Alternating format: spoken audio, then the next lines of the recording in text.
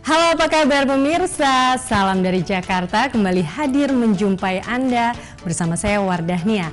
Program ini merupakan kerjasama Kantor Berita Indonesia Antara dengan Kantor Berita Malaysia bernama. Dan selama 30 menit ke depan kami akan menghadirkan sejumlah informasi penting dan menarik dari Indonesia yang telah dirangkum tim redaksi kami. Apa saja informasinya?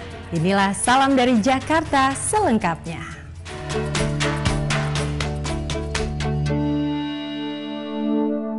Ya, pemirsa, kita awali informasi pertama dari Jakarta.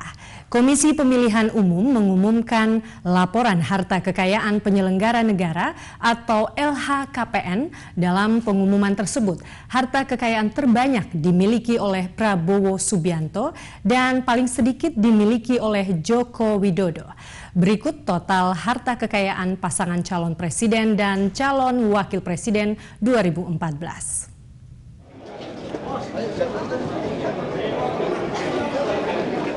Setelah melalui tahap verifikasi laporan dari Komisi Pemberantasan Korupsi (KPK), akhirnya KPK menyerahkan hasil laporan harta kekayaan penyelenggara negara ke KPU.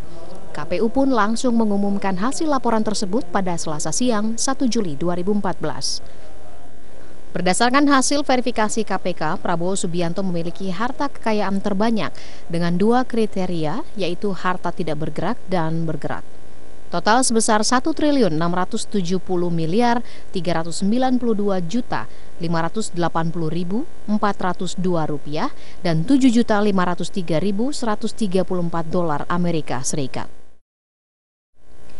Kemudian kedua disusul oleh Yusuf Kala dengan total dari harta tidak bergerak dan harta bergerak sebesar 465.610.495.057 rupiah dan 1.058.564 dolar Amerika Serikat.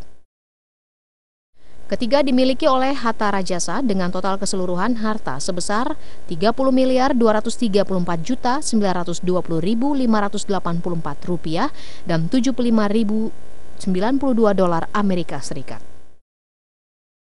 Dan urutan keempat diduduki oleh Joko Widodo dengan total harta kekayaan senilai 29.892.946.012 rupiah dan 27.633 dolar Amerika Serikat.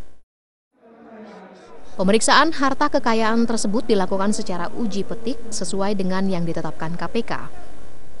Pemeriksaan menggunakan kriteria laporan dari masyarakat, hubungan antara kewenangan pengadilan negeri dengan fenomena yang terjadi di masyarakat, serta analisis kekayaan dan penghasilan.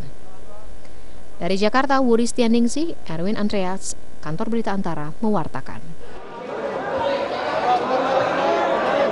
Kepala Kepolisian Republik Indonesia, Kapolri, Jenderal Polisi Sutarman menyatakan Jakarta akan menjadi salah satu wilayah fokus dan ekstra dalam pengamanan pemilu 2014. Banyaknya lembaga negara antara lain menjadi penyebab Polri harus fokus dan ekstra dalam mengamankan ibu kota. Sudah siap ya? Dijumpai di Jakarta Rabu pagi, Kepala Kepolisian Republik Indonesia Kapolri Jenderal Polisi Sutarman menyatakan jelang pemilihan umum presiden, Pilpres Jakarta menjadi salah satu wilayah pengamanan yang khusus dan ekstra oleh Polri. Untuk mengantisipasi pengamanan Pilpres itu, Kapolri mengungkapkan telah mengerahkan 30.000 personil Polri. Tempat-tempat penting yang akan menjadi fokus pengamanan oleh Polri adalah Gedung Komisi Pemilihan Umum Nasional dan Gedung Mahkamah Konstitusi MK, serta Gedung Badan Pengawas Pemilu Bawaslu. Menurut Kapolri Sutarman, pemicu terjadinya perbuatan anarkis adalah hasil hitungan suara yang berbeda, baik di pemungutan perhitungan suara kabupaten kota, provinsi, dan nasional. Terutama di Jakarta karena pusatnya mulai nanti dari penghitungan terakhir serta memutuskan siapa yang kalah menang adalah di Jakarta, di KPU pusat. Kemudian juga kalau ada sengketa pemilu, MK-nya juga ada di Jakarta, sehingga Jakarta menjadi perhatian khusus bagi aparat keamanan untuk mengamankan seluruh tahapan pemilu hingga presiden terpilih nantinya bisa diambil sumpah dan janjinya. Polri juga akan menggandeng Tentara Nasional Indonesia akan mengamankan di tiap lokasi dengan menurunkan sekitar 1.200.000 lebih personil dan 2 anggota Linmas di tiap-tiap TPS di tanah air. Dari Jakarta, Agustina Hakim, Rizal Samsul, Kantor Berita Antara mewartakan. Presiden Susilo Bambang Yudhoyono menggelar rapat terbatas bidang ekonomi yang membahas anggaran pendapatan dan belanja negara atau APBN, stabilitas harga bahan pokok dan harga jual gas tangguh. Presiden berharap kebijakan terkait 3 isu tersebut dilakukan dengan cermat. Presiden Susilo Bambang Yudhoyono memimpin rapat kabinet terbatas untuk membahas 3 isu utama di bidang perekonomian pada Senin siang di kantor Presiden. 3 isu tersebut yaitu fiskal atau APBN yang mengalami tekanan-tekanan baru, stabilitas harga bahan pokok memasuki bulan Ramadan dan menjelang Hari Raya Idul Fitri, serta hasil renegosiasi harga jual gas tangguh. Dalam rapat tersebut, pemerintah juga akan mengambil kebijakan jangka pendek yang akan dilakukan pada sisa masa bakti Kabinet Indonesia Bersatu Jilid 2 pada 20 Oktober 2014. Dan kebijakan yang kita ambil selalu memiliki implikasi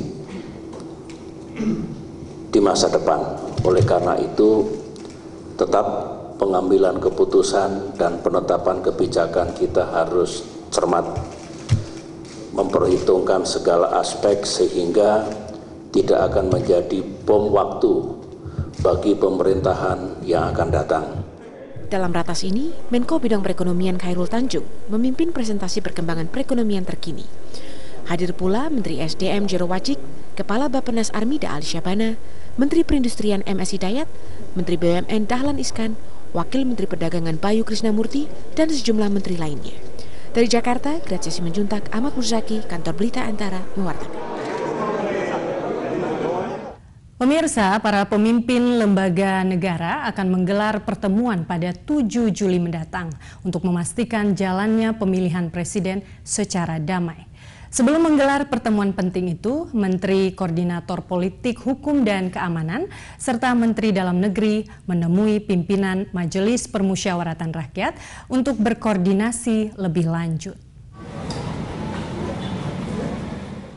Pemilu presiden yang akan digelar pada 9 Juli mendatang hanya tinggal menghitung hari.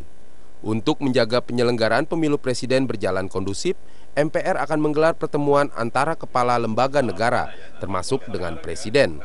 Guna membahas rencana lebih lanjut, pertemuan tersebut Menko Polhukam Joko Suyanto bersama Menteri Dalam Negeri Gamawan Fauji melakukan pertemuan awal dengan pimpinan MPR. Kedua belah pihak sepakat mengadakan pertemuan tersebut untuk memantapkan agenda pembicaraan pertemuan antar lembaga negara. Kita merencanakan untuk ada pertemuan antar lembaga sebelum Pilpres nanti sekitar tanggal 7 ya. Untuk kita ingin menciptakan suatu situasi yang kondusif bagi Pilpres tanggal 9 nanti ya. Selain itu, pertemuan juga membahas berbagai kemungkinan dalam pemilu presiden, termasuk dalam hal tafsiran konstitusi maupun undang-undang tentang pelaksanaan pemilu presiden terkait putaran pemilu. Dari Jakarta, Haris Munandar, Kantor Berita Antara, mewartakan.